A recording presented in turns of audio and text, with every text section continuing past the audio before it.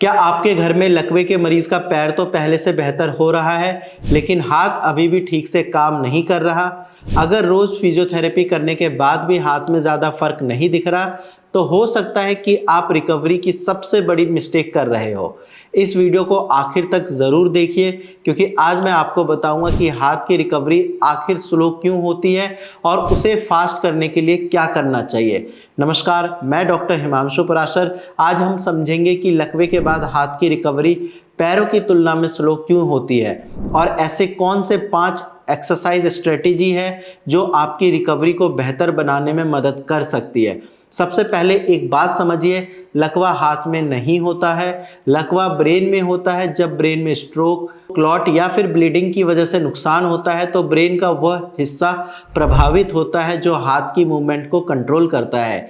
इसी वजह से हाथ का कंट्रोल वापस आने में समय लगता है। पैरों की तुलना में हाथ और खासकर फिंगर्स की मूवमेंट ज़्यादा कॉम्प्लेक्स होती है, इसीलिए आम रिकवरी अक्सर थोड़ी स्लो दिखाई देती है। लेकिन अच्छी बात यह है कि सही प्रैक्टिस और लगातार मेहनत से ब्रेन नए न्यूरल कनेक्शन बनाना शुरू कर सकता है। यहीं से रिकवरी की शुरुआत होती है।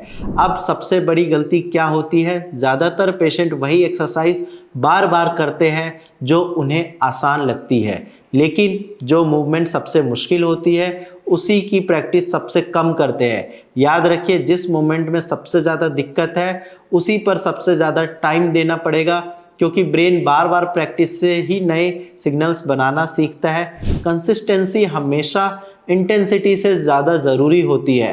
अब एक्सरसाइज किस ऑर्डर में करनी चाहिए? सबसे पहले शोल्डर की मोटिलिटी पर काम करें। शोल्डर का अच्छा मूवमेंट पूरे हाथ की रिकवरी की फाउंडेशन बनाता है। उसके बाद एल्बो की बेंडिंग और स्ट्रेटनिंग की प्रैक्टिस करें, फिर रिस्ट की मूवमेंट पर ध्यान दें और आखिर में सबसे ज़्यादा मेहनत आपको अपने फिंगर्स पे करनी होती है। कई मरीज मुट्ठी तो बंद कर लेते हैं लेकिन खोल नहीं पाते हैं। ऐसे में सिर्फ ग्रिप स्ट्रेंथ बढ़ाने की बजाय फिंगर ओपनिंग की प्रैक्टिस करना बहुत ज़रूरी है।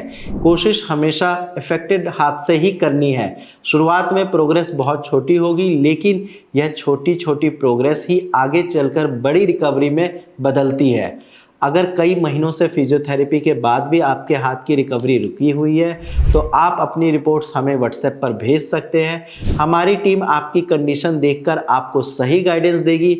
आज की वीडियो में इतना ही। धन्यवाद।